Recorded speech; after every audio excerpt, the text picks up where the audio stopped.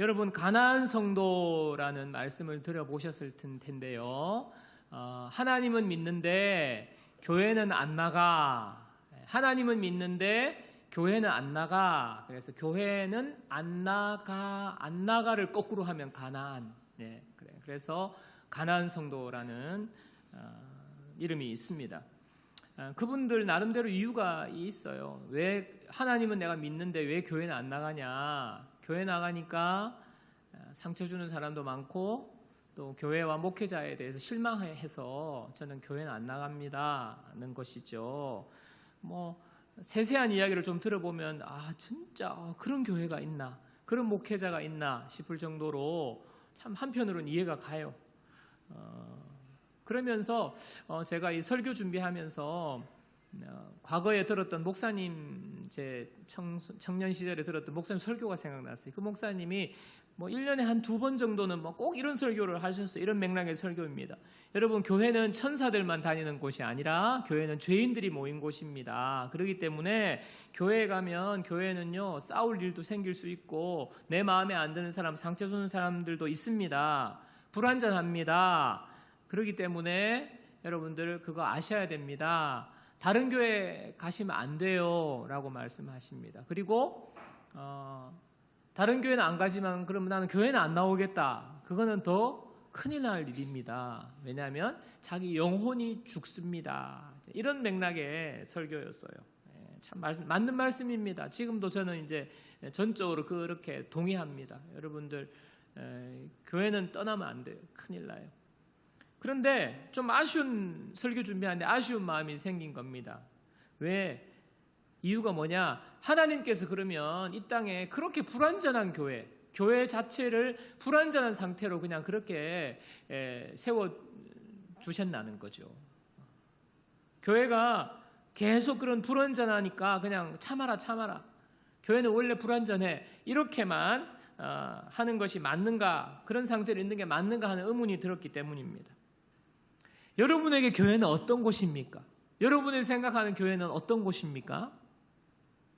저는 오늘부터 이제 몇 주에 걸쳐서 이제 이 교회 공동체에 대한 설교를 하려고 합니다. 복음 중심 공동체라는 이제 부제로 말씀을 좀 나누려고 해요. 오늘은 첫 번째 시간으로 우리는 공동체적 존재이다. 공동체 속에 있는 나는 공동체적이다라는 말씀의 맥락입니다. 자, 오늘 읽은 말씀은 굉장히 중요한 말씀이에요. 왜냐하면 사람이 어디로부터 왔는지를 우리에게 가르쳐 주기 때문에. 여러분, 우리가 어디로부터 왔습니까? CHON, 원소로부터 출발했습니까? 무슨 진짜 현미경으로 봐야 되는 그 보일까 말까 하는 그 세포가 막 부락 막 분열해가지고 짜자자자자잔 이렇게 된 것일까요? 오늘 창세기 1장 26절에 보니까요, 하나님이 이르시되 우리의 형상을 따라 우리의 모양대로 우리가 사람을 만들고 그들로 바다의 물고기와 하늘의 새와 가축과 온 땅과 땅에 기는 모든 것을 다스리게 하자 하시고, 하나님이 말씀하셨어요. 우리의 형상을 따라서 사람을 만들자, 그러고 만드신 거라는 거예요. 여러분, 사람은요, 하나님의 형상이 담겨 있는 만들어진 피조된 피조물입니다. 제가 초등학교 시절에 미술 시간에, 그때는 우리 찰흙, 미술 시간에 그렇게 찰흙 사와가지고, 이 찰흙, 요즘은 뭡니까? 슬라임입니까? 요즘 애들은 그런 고급진 거 같지만, 우리 때는 찰흙, 누런 찰흙 있잖아요. 그거 이제 한 덩어리 사와가지고 이제 미술 시간에 뭐 만들어라 해가지고 만들었잖아요. 그 만드는 기억이 있습니다. 그렇게 만들면 선생님께서 저 교실 뒤쪽에 수납장 위에 그거를 탁탁탁탁 이렇게 한동안 전시를 했던 기억이 있어요. 요즘 그렇게 하나요? 그런 거 합니까? 그 기억이 있는데, 제 기억으로는 코끼리를 그 시간에 선생님이 코끼리 만들어 그래서 코끼리를 이렇게 만들었는데, 제 기억으로는요, 모양이 천차만별이에요. 막 코끼리 같이 안 생기면 곰같이 생긴 코끼리도 있고요. 하여튼 뱀같이 생긴 코끼리도 있고요. 막 이렇게 코만 이렇게 돼 있고요. 막 다양해요. 아이들이 만든 게 제 기억으로는.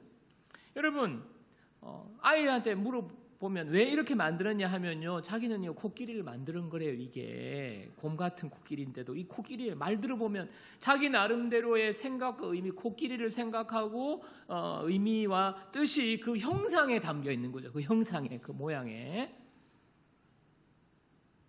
하나님의 형상을 따라 만들었다라는 것이 저는 이런 맥락의 의미로 우리가 조금은 이해할 수 있을 것 같아요.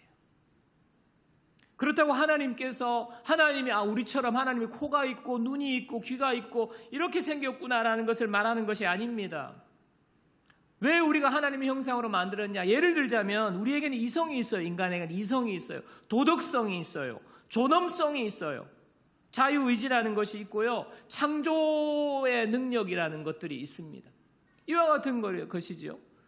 동물은요, 도덕이 없어요. 동물이 윤리가 어디 있습니까? 그죠? 존엄이 어디 있습니까? 동물에게.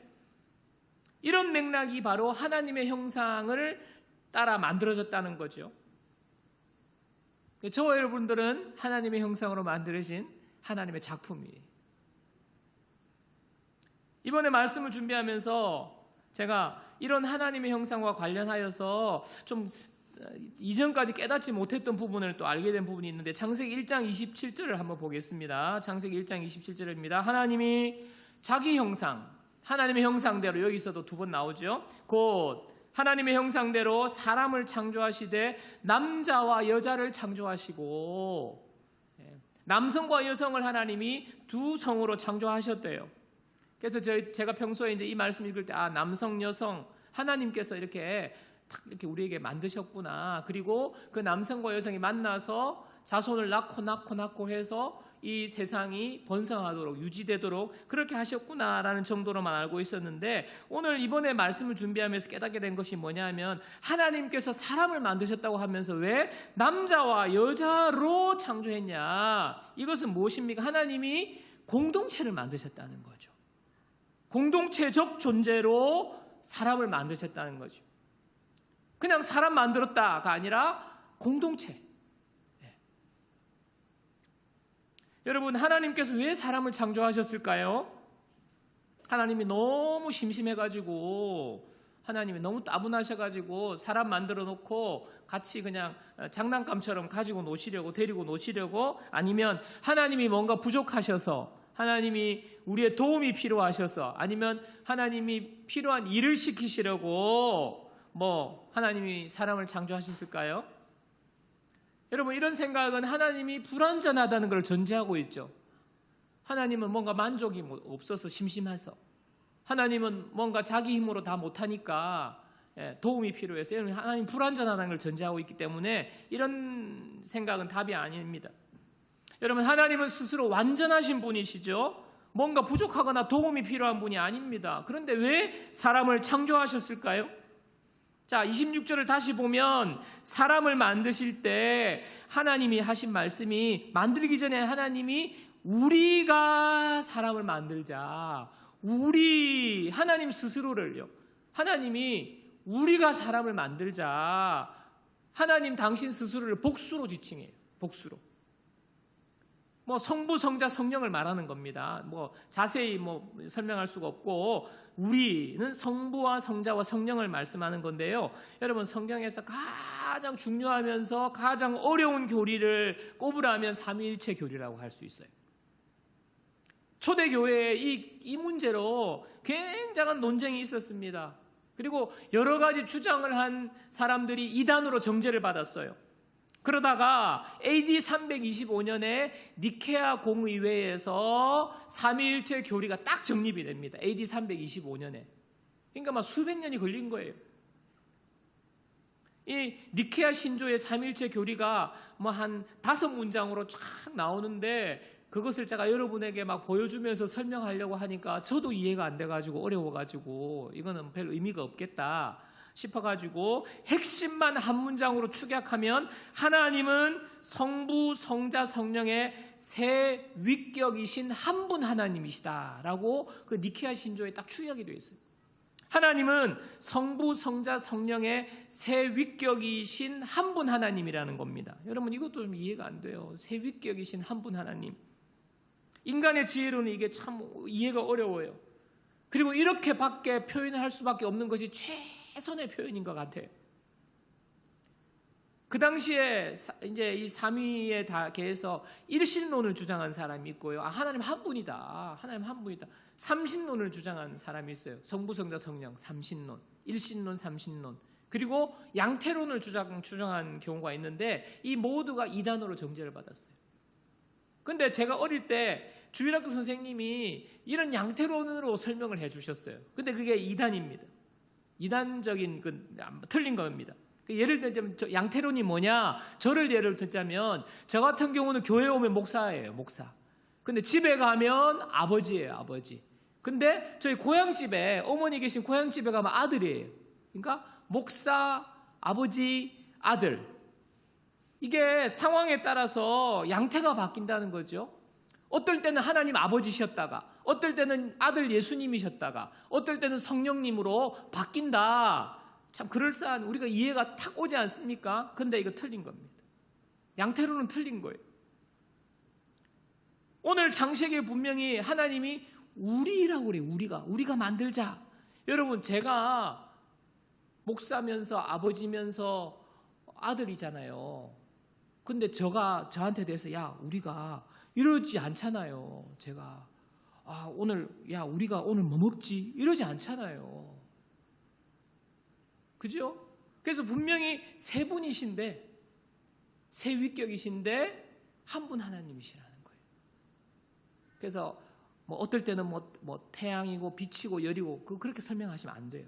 이해하시면 안 돼요. 그냥 세 분이 세 위격이신데 한 분 하나님이다. 그냥 그렇게 알고 있으면 되는 우리 머리로는 이해가 안 되는 거예요. 자, 삼위일체를 통해서 알 수 있는 게 뭐죠? 하나님은 영원 전부터 어떻게 존재하셨다고요? 우리로 존재하셨어요. 우리로. 공동체적 존재 아닙니까? 하나님 자체가 공동체적이라는 거 아닙니까? 요한일서 4장 16절에 보면요. 하나님은 사랑이시라 이런 구절이 있어요. 하나님은 사랑이시라. 하나님은 사랑을 하신다. 우리를 사랑하신다가 아니에요. 하나님은 사랑이시라. God is love. 무엇입니까? 하나님의 속성, 하나님의 존재 자체가 그냥 사랑이시라는 거예요. 자, 그러면 하나님은 공동체로 계시는데 하나님은 존재 자체가 사랑이시라. 우리라는 삼위의 공동체가 사랑 그 자체시라는 거예요. 무슨 말입니까? 하나님은 공동체로 존재하시면서 하나님은 서로가 완벽한 사랑의 관계 속에 조화의 관계 속에 계시다 하는 거예요. 여러분 좀 어려울 수 있습니다만은 하나님은 공동체로 계시지만은 하나님 존재 자체가 사랑이시기 때문에 완벽한 서로 성부 성자 성령의 사랑의 관계 속에 조화의 관계 속에 하나의 관계로 계시다 하는 것입니다. 하나님이 원래 그러셨어요. 그런데 그 하나님께서 남자와 여자를 하나님의 형상을 따라서 만드셨다. 공동체적 존재로 만드셨다. 무슨 의미가 있을까요? 하나님 왜 그렇게 만드셨을까요? 우리를 가지고 데리고 노시려고도 아니야. 우리를 일시키시려고도 아니야. 그냥 하나님이 완벽한 사랑과 조화의 관계 속에 있는 하나님이 당신의 형상을 따라서 만들었다.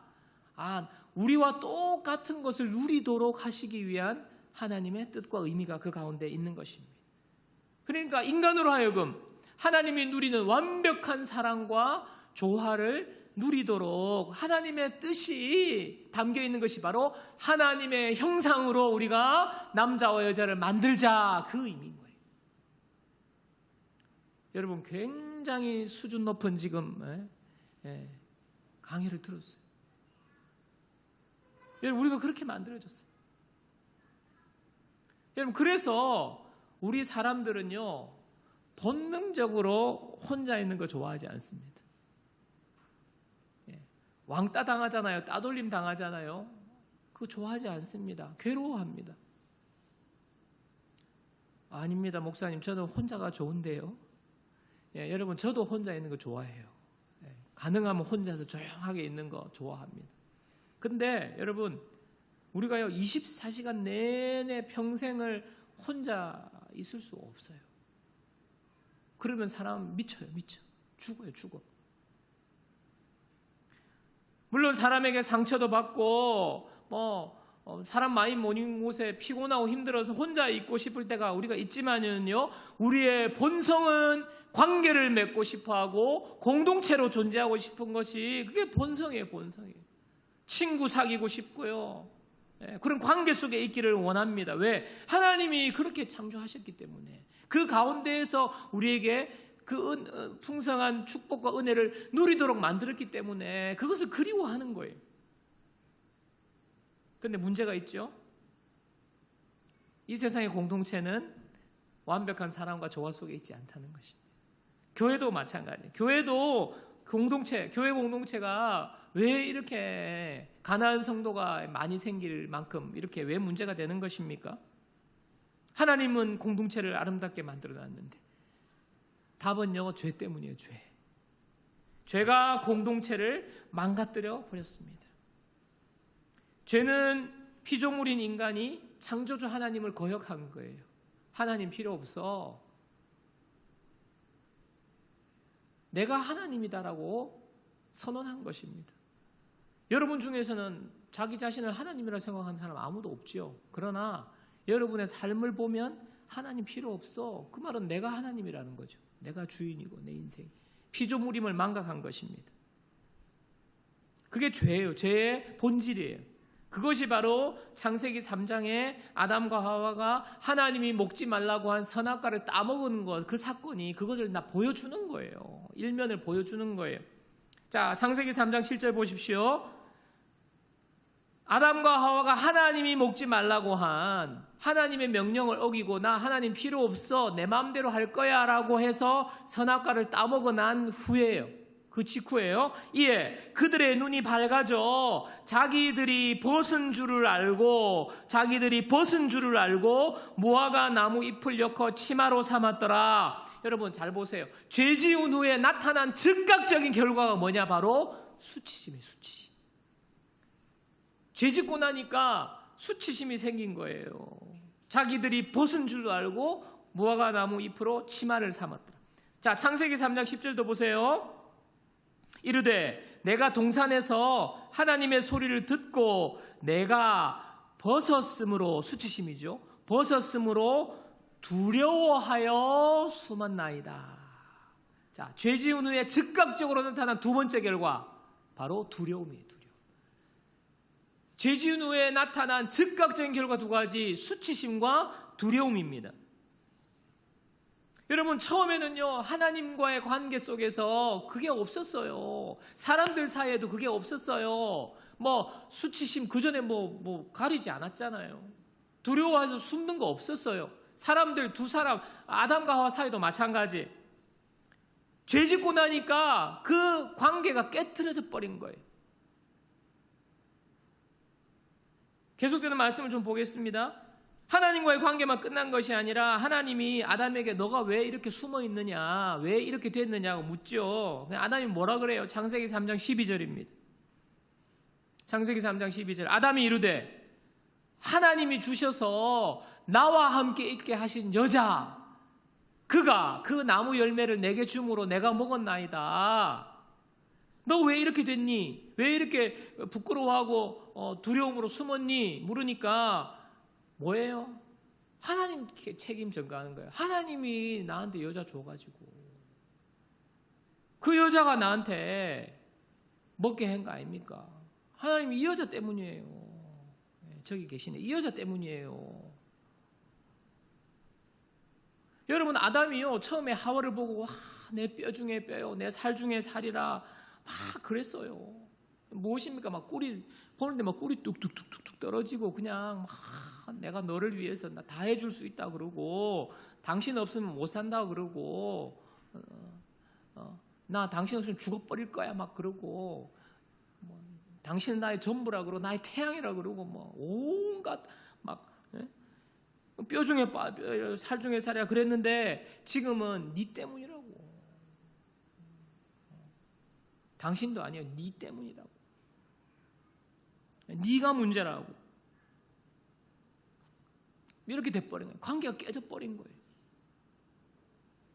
하나님께서 그러고 난 뒤에 이제 죄의 형벌들을 내리죠. 하와에게 죄의 형벌 내리는 것에 해산의 고통을 얻게 할 것이다 하는 말씀과 함께 너는 남편을 원하고 남편은 너를 다스릴 것이니라. 굉장히 여성은 아내는 남편을 원한다는 거예요. 그리고 남편은 아내를 다스린다는 거예요.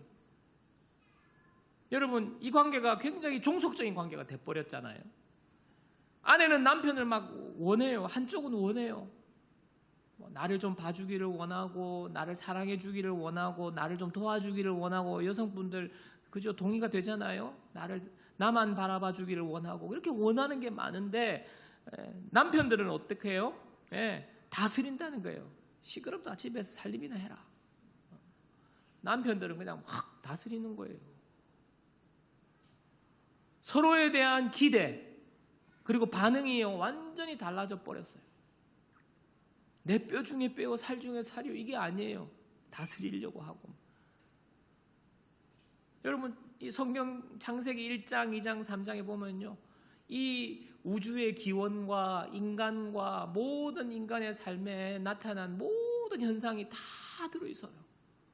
이게 뭐 사과 열매 그 따먹었다고 하나님이 그냥 열받아가지고 그걸 죽이시나, 이런 간단한 게 아니에요. 이 성경의 진리가 이렇게 심오하고 깊어요. 그렇게 해서 이제 이게 됐잖아요. 어떤 목사님 제가 설교를 듣는데 이 부분을 하나님께서 죄 짓고 난 뒤에 부부싸움을 미리 예언하셨다. 이제. 여러분 그렇잖아요. 결혼해가지고 네 없으면 못 산다. 무릎 꿇고 뭡니까? 프로포즈 했는데 지금은 아니잖아요. 여러분. 죄 때문에. 죄가 들어온 순간 공동체 깨져버린 거예요.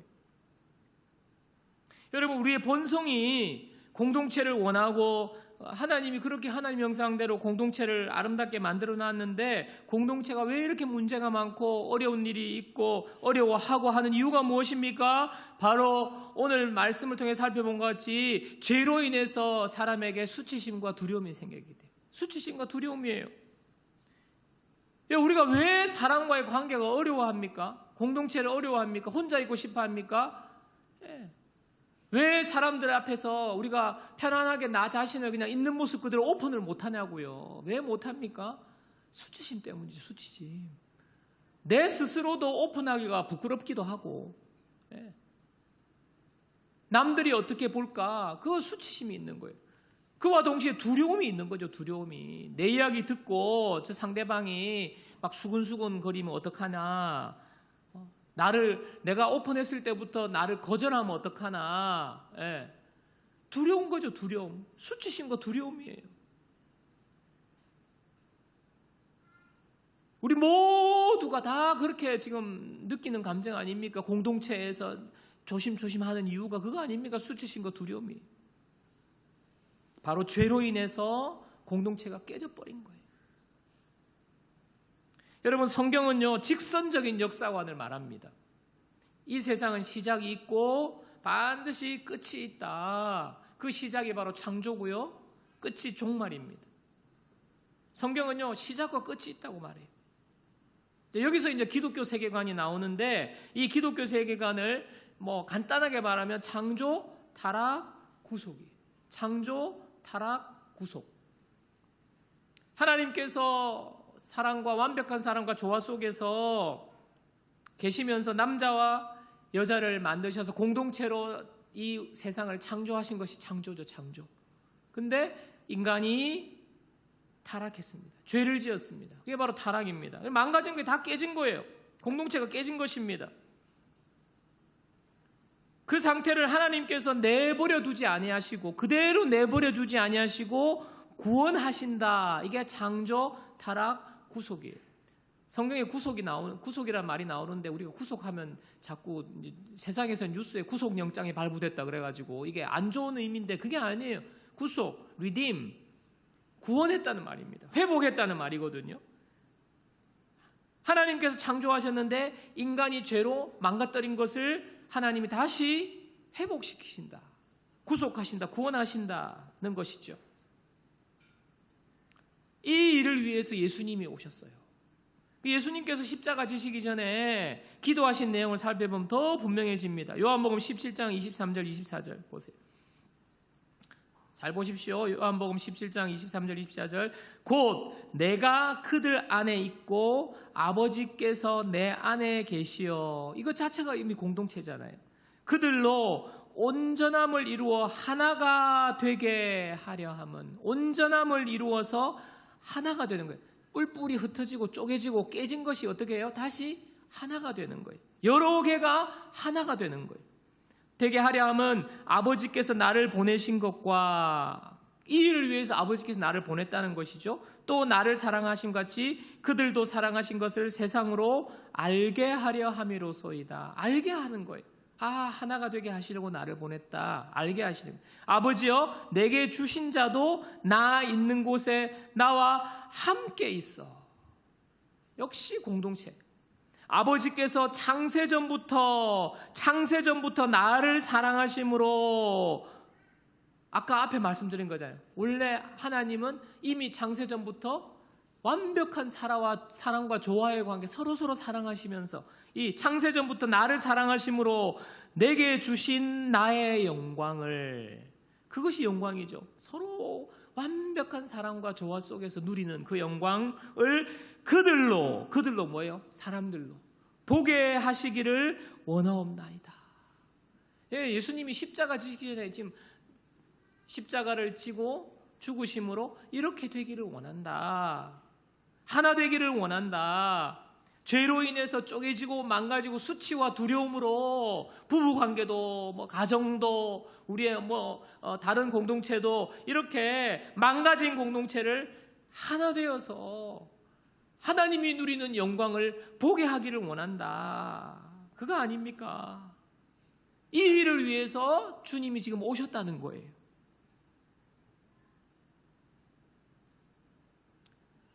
제가 말씀을 준비하는데 우리 교회 공동체도 한번 떠올려보고 우리 집도 한번 떠올려보고 여러 가지 생각을 좀 많이 했는데, 그러면서 떠오르는 생각이 제가 주일학교 때 생각이 났어요. 주일학교 때 제가 기억이 초등부 때부터 중고등부, 대학부까지가 있는데, 참 그 당시에는 특별한 게 없었어요. 스마트폰이 있었습니까? 뭐가 있었습니까? 그냥 학교 다니다가 운동장에서 뛰어놀고 공부하다가 토요일 되면요 교회로 갔어요. 왜? 교회 가서 주일 준비해야 돼. 그 당시에 가가지고 성가대도 연습하고 또 교회 청소도 하고 또 그러면서 친구들 만나서 놀고 그렇게 했습니다. 그러니까 학교, 교회, 집 딱 그랬죠. 그러면서 이제 특별한 행사가 있다, 크리스마스를 앞두고 있다 그러면 한 2달 전부터 이제 자주 가서 모이고 하는데, 너무 좋은 게요, 형 누나들 친구들 만나는 게 그렇게 좋았어요. 교회 가면 그냥 만나가지고 그냥 간식 먹고 누가 사주는지도 모르겠는데 하여튼 간식이 늘 있었고요. 간식 먹고 그리고 이야기하고 떠들고 게임하고 시간 간 줄 몰라요. 그러다가 집에 갈 시간 되면요 너무 아쉬운 거예요. 집에 가서 토요일 날 집에 가가지고 내일 주일이 빨리 왔으면 좋겠다. 주일도 하루 종일 교회에서 놀다가 이제 학교 가야 되니까 집에 가면 빨리 주일 한 주간 월화수목금 토요일이 왔으면 좋겠다. 토요일이 왔으면 좋겠다. 주일이 왔으면 좋겠다. 그 생각이었어요. 그것이 너무 좋았던 거예요. 교회 어른들도 마찬가지. 교회 어른들도요 그냥 내 자식 남의 자식 할 것 없이 그렇게 챙겨주시고, 저희 교회는 제가 다녔던 이제 고등부 때 교회는 전통이 오래된 교회가 돼가지고 하루는 선배가 옥상으로 집합을 했어요. 교회 한 학년 선배가. 그래서 교회 옥상에 집합을 했어요. 형들이 야구 빠따를 들고 두들겨 팰 기세로 지금 그러고 있는데, 그러면서 뭐라 했냐면, 야 너네들 모여가지고 예배 시간에 그렇게 떠들고 예배 그렇게 드리면 안 된다. 한 번만 그러면 너희들 이제 엎드려 뻗쳐가 빠따 맞는다는 거죠. 그럼 우리가 형들이 뭔데 우리를 갖다가 이래라 저래라 하는데 라고 말하지 않았어요. 그냥 지금 생각해보면요, 맞다, 우리 정신 차리자. 예배 시간에 거기 떠들지 말고 자꾸 옆에 밑에 있는 폰 보지 말고 정신 차리자. 예. 폰을 아예 끄자. 막 이러면서 그 당시에 폰이 없었어요. 근데 갑자기 지금 폰을 보는 것 같은 의심이 드는 우리 이제 청소년이 있어가지고, 의심입니다. 의심 아닐 수도 있어요. 그래가지고 갑자기 나온 건데, 형들 말이 맞다. 왜냐하면요, 형들이요 너무너무 잘해줬거든요, 평소에. 그래서 공동체가 그리웠어요. 빨리 교회 가고 싶어요, 주일. 그런 교회 공동체가 생각이 났어요. 제가 최근에 불안 세대라는 책을 읽고 있는데요. 이 책은 뉴욕 대학교의 조너선 하이트라는 교수님이 쓴 책인데, 아마존 1위 뉴욕 타임스 베스트셀러 불안 세대라는 책, 여러분 꼭 한번 부모님들 읽어보세요. 이게 뭐냐면 2000년대 초반부터 지금 2020년대까지 시작해서 그 사이에 전 세계적으로 우리 자녀들, 청소년 이하 자녀들, 아이들에게 급격하게 많이 생긴 그게 뭐냐면 우울증과 불안장애가 급격하게 생겼대요. 2000년대 이후부터. 모든 나라 공통입니다. 이 교수님이 데이터를 가지고 지금 이야기해요. 그 이유가 뭔가 보니, 그 당시에 왜 2000년대부터냐, 그 당시에 스마트폰이 나왔거든. 스마트폰이 나오면서, 인터넷이 등장하면서, SNS가 등장하면서, 그것이 노출되는, 아이들에게 일찍 노출되면 노출될수록 아이들이 우울증, 불안장애 심각하게 세계적으로 폭증한 거예요. 저는 다른 이유가 지금 읽고 있기 때문에 다른 이유가 있겠지만은, 여러분 SNS가 등장하고 인터넷이 등장하면서 급격하게 개인주의가 가속화됐어요. 그러니까 아이들이, 저희 때는요 혼자서 놀지 못하니까 교회로 갔어야 됐어요. 공동체로 모였어야 됐어요. 근데 지금은 아이들이 공동체가 필요 없어요. 그냥 스마트폰 안에서 만나도 스마트폰 안에서 만나거든요. 근데 이게 뭐가 문제냐? 이 교수님은 놀이 기반이냐, 스마트폰 기반이냐? 아이들은요, 놀이 기반이어야 된다는 거예요. 스마트폰에서 노는 거는 노는 게 아니라는 거예요. 왜냐하면 스마트폰은요, 자기 진짜 모습이 아니거든요. SNS는 자기 진짜 모습이 아니거든요. 그럴듯한 모습. 그리고 SNS에는요, 막 수많은 막말들이 쏟아지거든요. 왜냐하면 안 보니까, 얼굴을 안 보니까 죽어라, 막말. 근데 쳐다보고는 그렇게 말하기가 쉽지 않잖아요. 그러니까 아이들이 이 SNS에서 사람들의 막말이 두려운 거죠. 그러니까 자기 모습 그대로 드러내지 못하고 뭔가 다른 모습, 그럴싸한 모습으로, 그러니까 늘 불안과 두려움의 우울증이 온다는 거예요. 여러분, 제가 이걸 읽으면서 느꼈어요. 사람은 이렇게 공동체로 만나야 되고, 공동체 속에서, 여러분, 아이들이 실제로 공동체에서 만나면 이 아이들도 문제를 만나요. 지금 저 안에서 지금 라이리하고 세연이가 지금 둘이서 저렇게 공동체를 이루고 있지만, 저 시간에 이렇게 싸우기도 하고 이렇게 할 거예요. 그러면서 아이들이 나름대로 방법을 찾아가는 거예요. 근데 SNS는 그게 안 되는 거예요. 공동체가 가지고 있는 순기능을 이제 스마트폰이 다 뺏어버린 거예요. 그래서 여러분, 자녀들에게 정말 몇 시까지 들어와라, 여러분 자녀들 공부는 언제까지 하고 이거는 먹으면 안 돼, 이런 거는 굉장히 통제를 하는데, 스마트폰 통제해야 돼. 애를 망치는, 애를 우울증에 빠뜨리는 거예요. 애를 불안한 아이로 키우는 지름길이에요.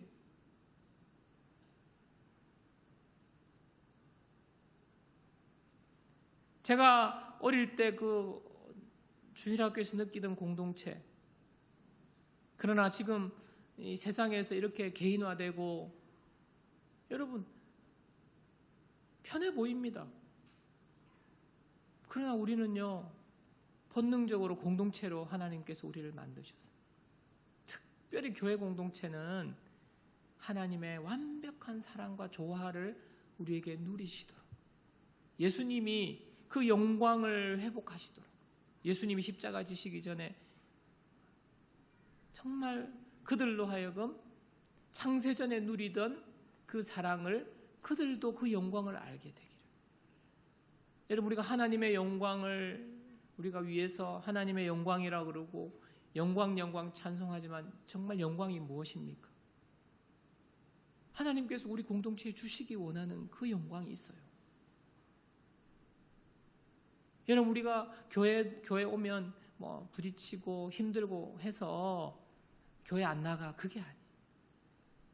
하나님이 예수 그리스도를 통해서 우리 공동체를 하나님의 영광을 보도록, 그렇게 우리를 위하여서 예수님께서 이미 십자가에서 모든 대가를 다 치르셨어요. 그래서 우리 공동체는요, 기대해야 돼요. 기대. 내가 이 사람들 때문에 피곤하고 힘들다, 그래서 교회 빠져야 되겠다가 아니라 이분들을 통하여서 우리가 함께 하면서 정말 우리의 수치심도 용납이 되고, 다 오픈하고 그 앞에서 그냥 울어도 쟤 왜 저래, 왜 울어, 이렇게 하지 않고 그렇게 용납되도록 수치심을 이기고 두려움을 이겨내도록 예수님이 이미 십자가에서 모든 것을 다 이루어 주셨어요. 예수님 안에서 우리는요, 수치와 두려움을 극복하는 공동체가 될 줄 믿습니다. 그리고 완벽한 하나님의 사랑과 조화 속에 있을 수 있어요. 우리 가정도 마찬가지고요, 우리 자녀들도 마찬가지야. 우리 청소년들 대화 들으면요, 깜짝 놀래요. 여러분, 대화하는 거 보셨습니까? 대화하면 뭐 말끝마다 그래서 어쩔 TV. 예? 이거 뭐 기분 굉장히 나쁘거든요. 여러분이 말했는데 그래서 어쩌라고, 어쩔 TV. 여러분, 이 기분 좋지 않잖아요. 애들이 이런 환경에서 자라고 있어요. 근데 우리 자녀들이 교회 공동체 내에서 정말 서로 자기를 오픈할 수 있고, 여러분, 청소년들이 학교에 가서 자기 오픈하면요, 애들이 왕따 시켜버려요. 약한 점 놀리잖아요. 그래서 애들이 말 못해요. 애들이 말을 못해요. 우리 청소년들 가슴에 그냥. 근데 그거를 탁 터뜨리게 하면 애들이 펑펑 웁니다. 우리 공동체가 그런 공동체가 되도록 예수님께서 그 영광을 보도록 주님이 십자가에 죽으셨어요. 예수님 안에서 우리 자녀들이 수치와 두려움을 이기고 공동체 가운데 건강하게 자라게 될 줄 믿습니다. 우리가 그런 공동체를 꿈꾸는 거예요. 우리 넘치는 교회가 그와 같은 공동체를 꿈꾸십시다. 여러분, 아멘입니까? 여러분, 그렇게 돼야 돼요. 우리 공동체가. 주님이 이루신 하나님의 영광을 저들도 보게 해달라고, 우리에게 그 영광이 임할 줄 믿습니다. 그와 같은 공동체 저와 여러분 모두가 함께 만들어 가시기를 주님의 이름으로 축복합니다.